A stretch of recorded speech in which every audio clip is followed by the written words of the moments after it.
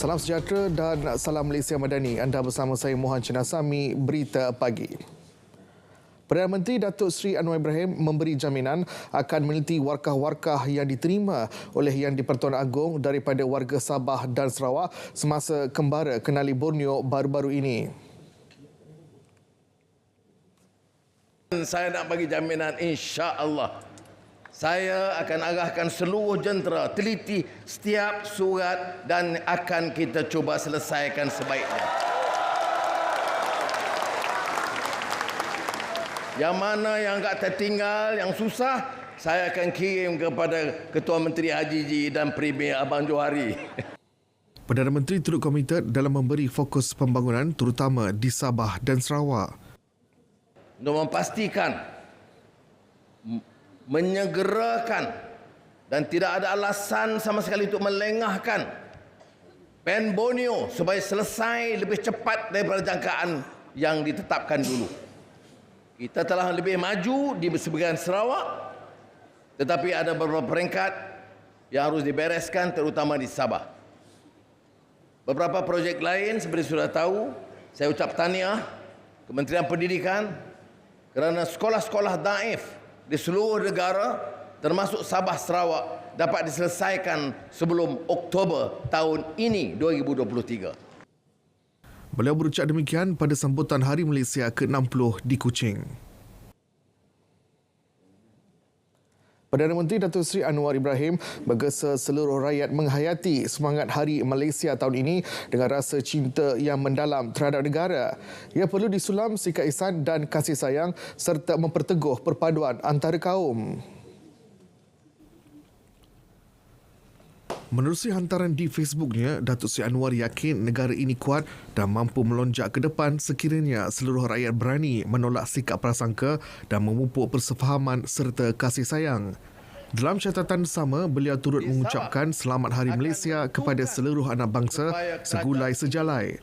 Sambutan Hari Malaysia peringkat kebangsaan kali ini diadakan di Stadium Perpaduan Kuching, Sarawak. Kerajaan Sarawak di bawah gabungan Parti Sarawak GPS akan terus memberi sokongan kepada Kerajaan Perpaduan.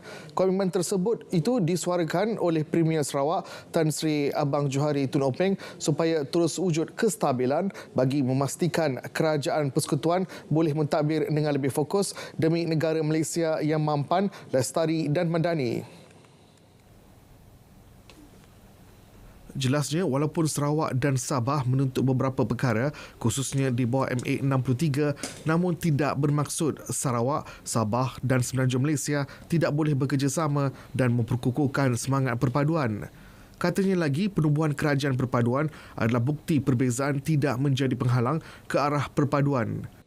Hanya sebuah kerajaan persekutuan yang kukuh dalam suasana kestabilan politik yang kekal saja yang mampu memikirkan secara fokus keperluan-keperluan di seluruh negara, khususnya keperluan di Sarawak dan Sabah. Tan Sri Abang Johari berucap pada sambutan Hari Malaysia peringkat kebangsaan 2023 di Stadium Perpaduan Petrajaya, Kuching. Di Sabah, kerajaan negeri akan memanfaatkan sepenuhnya hubungan baik dengan kerajaan persekutuan bagi memastikan perjanjian perubahan Malaysia dapat dilaksanakan. Ketua Menteri Datuk Seri Haji Ji Noor berkata ia selari tema sambutan Hari Malaysia yang merupakan aspirasi, tekad dan komitmen pemimpin bersama rakyat. Beliau turut menyarankan agar rakyat dengan semangat patriotik terus memastikan kesatuan dan harmoni yang menjadi kekuatan utama negara tetap terjaga khususnya di Sabah. Sambutan Hari Malaysia 2023 peringkat kebangsaan amat memberangsangkan dengan lebih 5,000 orang hadir ke Stadium Perpaduan Petrajaya, Kuching malam tadi. Mengulas mengenai sambutan itu, Menteri Komunikasi dan Digital Fahmi Fazil memaklumkan pada sambutan Hari Kebangsaan dan Hari Malaysia datang lebih banyak penambahbaikan akan dibuat.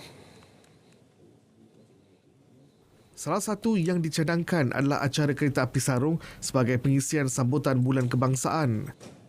Saya ambil contoh pada hari ini ada satu perhimpunan yang sangat bermakna, iaitu program kereta api sarung yang bertempat di Kuala Lumpur melibatkan lebih 10,000 anak muda. Terlintas di fikiran saya untuk mungkin nanti berbincang dengan pihak penganjur, apa kata kalau kita masukkan program itu sebagai sebahagian daripada kalender sambutan Bulan Kebangsaan.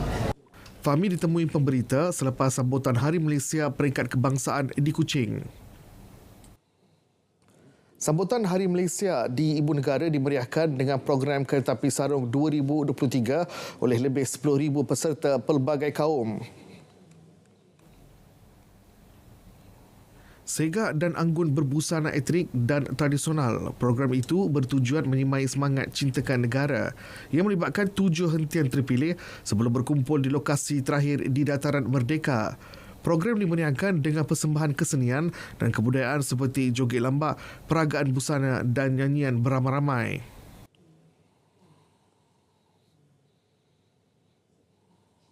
Di Johor pula, program Kereta Api Sarung 2023 disertai 600 anak muda yang mempersembahkan tarian dan nyanyian sejauh 1 kilometer sepanjang Sungai Segit.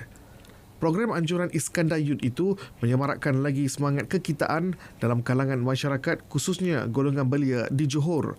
Acara sama turut berlangsung serentak di bandar utama seperti di London, United Kingdom, Ipoh, Perak, Kuala Terengganu dan Kota Baru, Kelantan. Kira-kira 5,000 orang hadir memeriahkan konsert ekspresi Malaysia di Padang Majlis Bandaraya Seremban MBS bersempena sambutan Hari Malaysia. Datuk Bandar MBS Datuk Masri Razali berkata ia merupakan kerjasama yang berjaya bersama Jabatan Penyiaran Negeri Sembilan dalam mengumpulkan penduduk kawasan sekitar meraihkan sambutan itu. Terima kasih juga RTM yang berikan cadangan tentang pelaksanaan ekspresi ini, dan insya-Allah kita pada masa akan datang kita akan buat dengan lebih baik lagi lah bagi memastikan alhamdulillah ni pengunjung berbanding last year ini lagi ramai, dan kita harapkan pada masa akan datang dengan adanya bantuan daripada agensi kerajaan macam RTM kita dapat buat yang lebih baik lagi, dan insya-Allah MBS jasa dan perangai untuk menyediakan aktiviti, program-program yang boleh menarik ramai lagi pengunjung sama ada dalam laluan negara datang ke Seremban. Beliau berkata demikian selepas ditemui pada konsert ekspresi Malaysia di Seremban.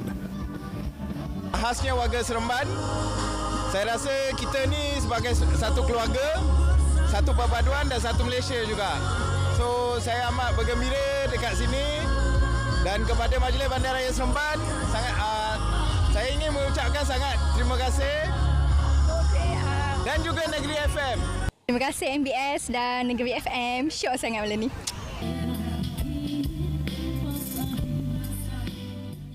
Di Labuan, penganjuran citra belia Hari Malaysia bersempena sambutan Hari Malaysia 2023 memartabatkan kebudayaan dan kesenian dengan menampilkan persembahan seni tari dan seni mempertahankan diri melibatkan pelbagai persatuan dan kelab. Ia melibatkan 12 kumpulan membabitkan 300 peserta yang majoritinya golongan belia. Program dianjurkan bersama Majlis Belia Labuan dan Perbadanan Labuan. Ketua Pegawai Eksekutif Perbadanan Labuan, Ridwan Muhammad Ismail, menyeru agar warga Labuan terus menjaga perpaduan dan kesejahteraan. Sambutan ini menjadi wadah menyelahkan semangat cintakan tanah air dan saling mengasihi sesama warga. Majlis turut disediakan dengan penyampaian hadiah pertandingan karnival sukan rakyat, persembahan artis jemputan serta majlis menaikkan jalur gemilang. Ada yang sampai duduk atas tu, boleh ke duduk atas? Sempena menyambut Hari Kebangsaan dan Hari Malaysia, Perlis FM dan Mutiara FM berkolaborasi dalam konsert Kita Malaysia di Perlis. Konsert berkenaan juga mencapai matlamatnya tersendiri apabila diterima semua lapisan masyarakat. Konsert yang diadakan di Jabatan Penyiaran Tuanku Said Putra Kangar, Perlis itu dihadiri lebih 5,000 pengunjung. Kalau saya suggest lebih lagi daripada pergi kat stadium ke, lebih meriah lagi sebab ramai rakyat Perlis pun ramai, rakyat kalau daripada RTM memang Anjur memang terbaik sebab banyak artis yang sampai. Sebab dia tengok sekarang pun macam saya pun datang berkeluarga, memang pakat bawa ramai berkeluarga. Sebab tadi berselisih pun ada yang Chinese, Malay, Siam. Konsert Kita Malaysia turut menampilkan ramai penyanyi baru dan lama tanah air. Saya nampak misi kita berjaya, telah dibawa dengan baiknya oleh kita punya penyiar terutama iaitu Perlis FM, dan daripada situ kita dapat melihatlah berbagai golongan masyarakat keluar beramai-ramai untuk meraihkan satu hari istimewa selain daripada hari kemerdekaan ialah Hari Malaysia. RTM dia satu-satunya yang memang mengangkat tema-tema patriotik dalam apa saja rancangan, dan itu perlu dicontohi oleh stesen TV lain lah kan. Bagi saya itu memang keperluan untuk menyatu padukan rakyat Malaysia. Penyanyi lain yang turut terlibat ialah Floor 88, Nakyu, Sarah Suhairi dan Drama Band. Ramai betul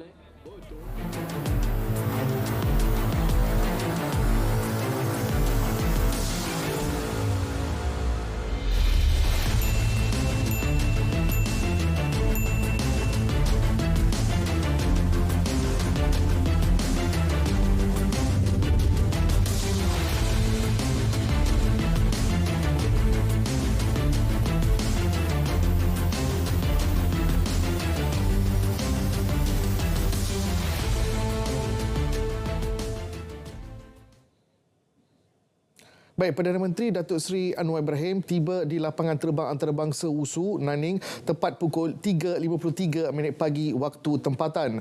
Turut mengiringi beliau ialah Timbalan Menteri Luar Negeri Datuk Muhammad Al-Amin, Menteri Pelaburan, Perdagangan dan Industri Tengku Datuk Seri Tengku Zafrul Abdul Aziz, Menteri Pembangunan Kerajaan Tempatan Nga Komeng dan Timbalan Menteri Pertanian dan Keterjaminan Makanan Chang Foo Hee.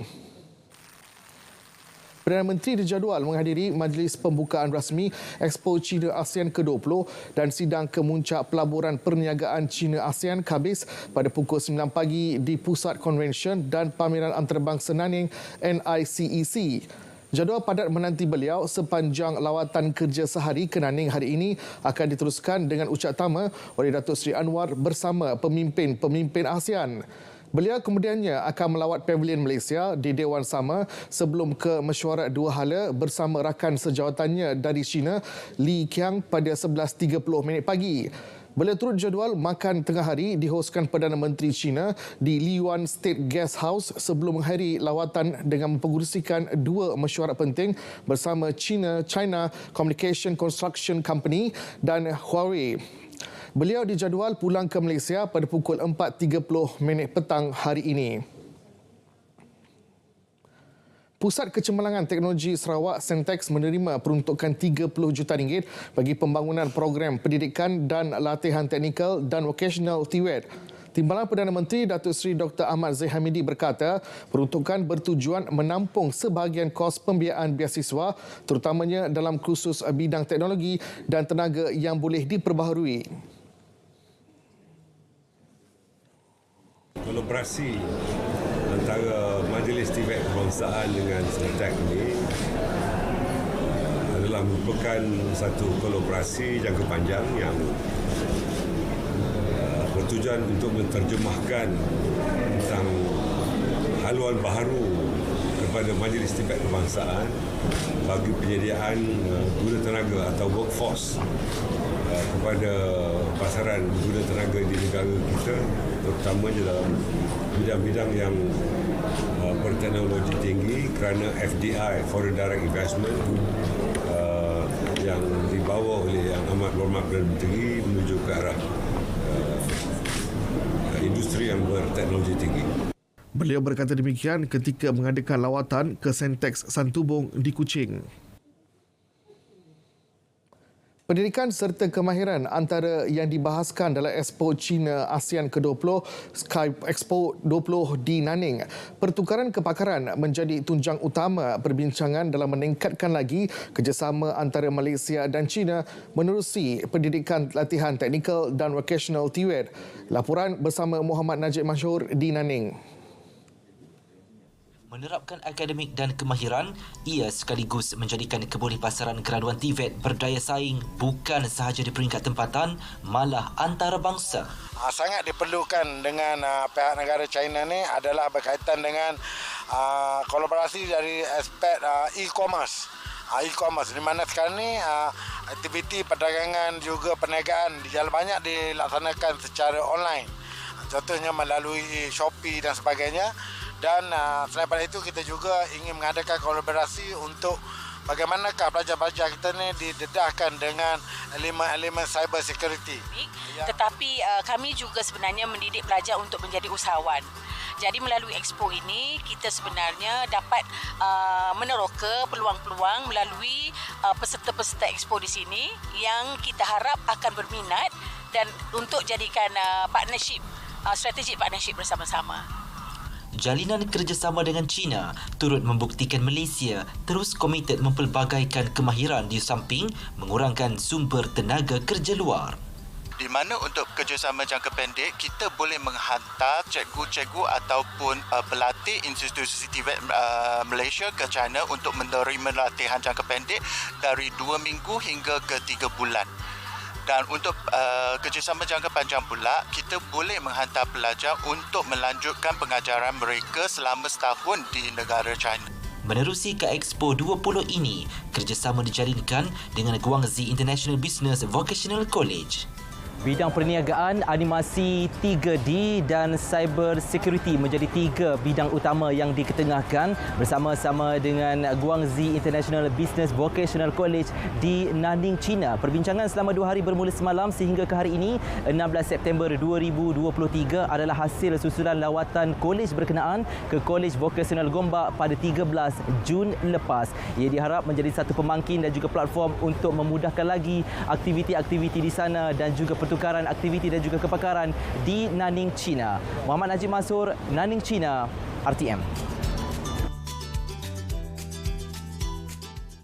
77,762 pelancong dari Jepun tiba di negara ini pada Januari hingga Mei tahun ini.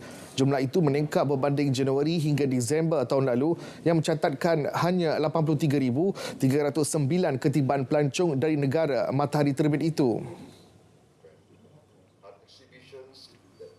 Menurut Timbalan Ketua Setiausaha Pelancongan Kementerian Pelancongan Datuk Muhammad Zamri Makzin, angka itu antara peranan yang dimainkan oleh Festival ASEAN Jepun yang telah diadakan bermula 5 dekad lalu. Tambahnya, Festival ASEAN Jepun 2023 menjadi nadi penggerak pertemuan dua budaya di samping merancakkan ekonomi Malaysia-Jepun.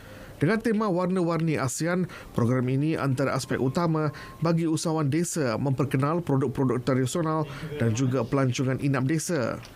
Jelasnya, dengan mempamerkan pertukaran budaya melalui inap desa dapat menggalakkan pelancong untuk meneroka dan mengalami pelbagai warna masyarakat tempatan.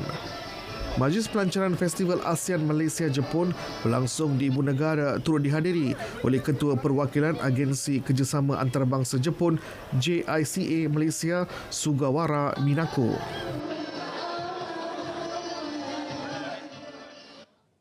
Barisan Nasional BN Pahang akan mengumumkan calon bertanding bagi pilihan raya kecil PRK Dewan Negeri Dun Pelangai pada 20 September ini.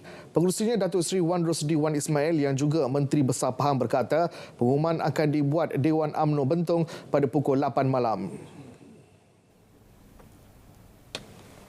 Majlis Pelancaran Jentera BN bagi PRK Dun Pelangai akan diadakan pada petang hari yang sama di dataran Simpang Pelangai di Bentong. Di Majlis Pembenaran Bentong, pengumuman kita umum dulu dan dalam masa sama Rabu tu kita buat pelancaran jentera. Suruhanjaya Pilihan Raya SPR menetapkan 23 September sebagai hari penamaan calon. Tarikh undi awal pada 3 Oktober manakala mengundi 7 Oktober depan. PRK Dun Pelangai diadakan berikutan kematian penyandangnya Datuk Seri Johari Harun yang terkorban dalam nahas pesawat di Lebuh-Raya Gatri berhampiran Bandar Elmina, Shah Alam 17 Ogos lalu. Sebanyak 28 jenis permainan tradisional masyarakat Malaysia diisytihar sebagai warisan kebangsaan. Menteri Pelancongan Seni dan Budaya MOTEK, Datuk Seri Teo Keng Seng memaklumkan perkara itu dalam ucapan perasmian Festival Permainan Malaysia at Kuala Lumpur FPM kali ke-8 di Dataran Merdeka. Sehingga kini, FPM merekodkan pulangan pendapatan melebihi 1.5 juta ringgit dengan lebih 200,000 pengunjung sejak diperkenal pada tahun 2015. Teks ucapan beliau disampaikan Timbalan Ketua Setiausaha Kebudayaan MOTEK, Muhammad Yusri Muhammad Yusof. Datuk Seri Tiong turut menyarankan Jabatan Warisan Negara JWN dan Jabatan Kebudayaan dan Kesenian Negara JKKN supaya menjalin kerjasama yang lebih strategik dengan badan bukan kerajaan NGO permainan tradisional bagi mencongkel bakat dalam permainan seumpamanya. Ini termasuk mengintegrasi serta mendigitalkan semua permainan tradisional khususnya yang hampir pupus.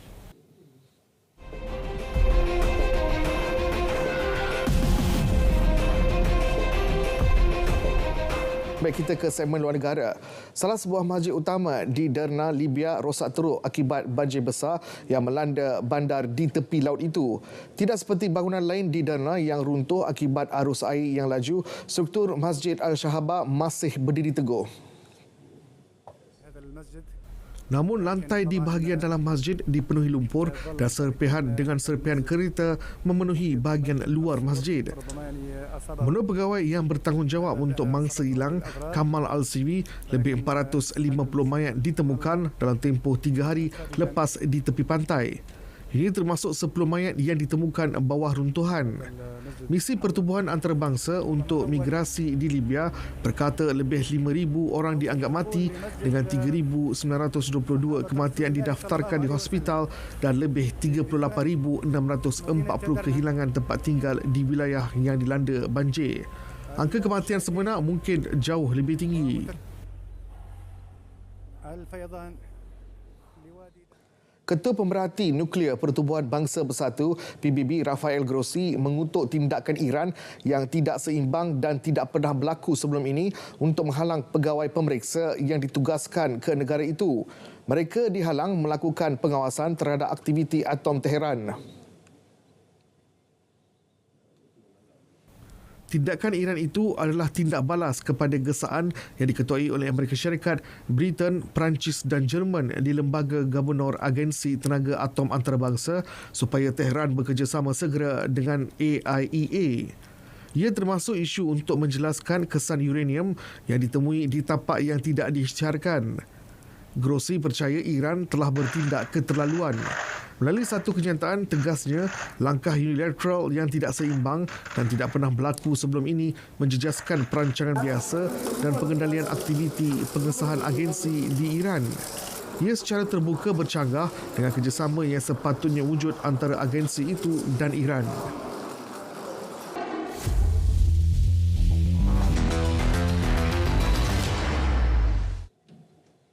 Kita mulakan dengan keputusan badminton terbuka Hong Kong.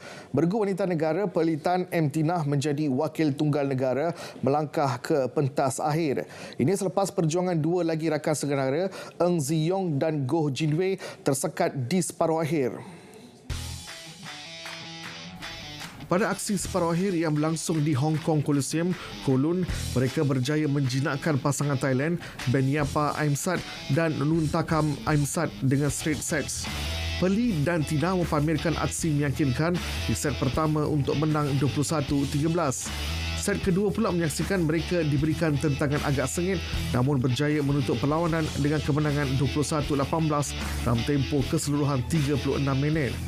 Mereka akan bertemu gandingan Indonesia Apriani Rahayu, Siti Fadia Silva Ramadati untuk merebut kejuaraan.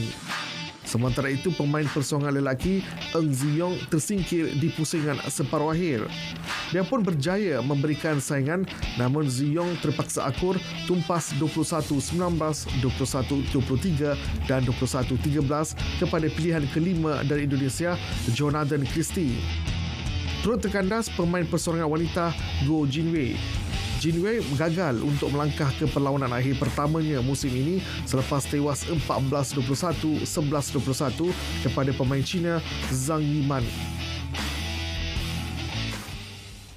Ini pula keputusan suku akhir pertama saingan Piala Malaysia. Terengganu FC TFC berjaya meraih bekalan selesa selepas menewaskan Selangor FC 2-0 di Stadium Sultan Mizan Zainal Abidin, Gong Badak. Gol pembukaan skuad tuan rumah hadir pada penghujung babak pertama melalui sepakan penalti Ivan Mahmud selepas Nurila Toktasinov dijatuhkan dalam kotak penalti.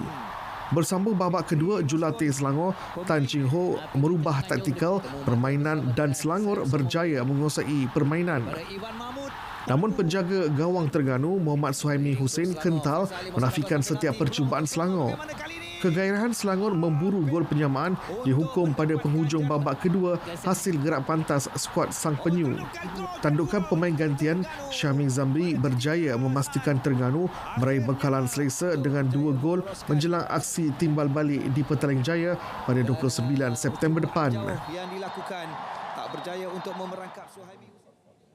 Piala Belia 2023, Selangor FC tekad tampil lebih garang untuk menjinakkan GAD 4 pada aksi final kedua selepas terikat 1-1 pada pertemuan pertama sebelum ini.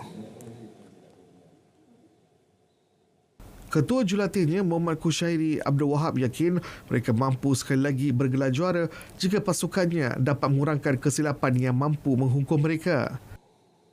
Kita memang menghormati Johor, and then kita tahu kekuatan dia, and then kita sudah bersedia. Persiapan kita pun alhamdulillah rapi, and then apa yang saya boleh harapkan player enjoy and then deliver dia biasa. Sementara itu, pengendali JDT 4 Juan Miguel Munoz Rodriguez pula akui gembira dengan peningkatan corak permainan anak buahnya. I say to them many times, football is not easy. They need to be ready for these moments and of course for the future. I think they are ready. They are ready for this final. They are ready for the next objectives. But the next one is tomorrow. The next one is the final. Pertemuan akhir akan berlangsung di Stadium UiTM Shah Alam. Menjelang kejohanan rugby Piala Agong 2023, pasukan Kelantan optimis mampu layak ke separuh akhir dengan membawa 80% barisan pemain berbeza termasuk kehadiran pemain kebangsaan dan pemain import.